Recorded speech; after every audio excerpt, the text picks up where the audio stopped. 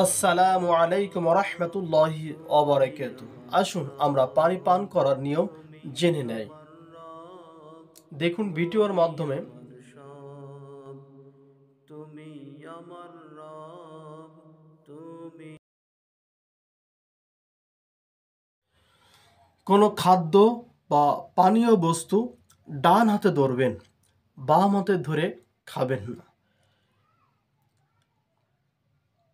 খাওয়ার সময় ডান হাতে ধরতে হবে, দাঁড়িয়ে থাকলে বসতে হবে, তারপর বিসমিল্লাহ বলতে হবে, তারপর পানীয় পান হলে 3 নিঃশ্বাসে পানি পান করবেন, এরপরে সর্বশেষ আলহামদুলিল্লাহ বলবেন।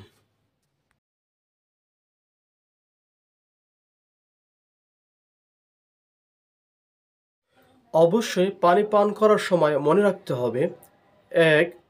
ডান হাতে গ্লাস ধরতে হবে, 2. বসতে হবে, 3.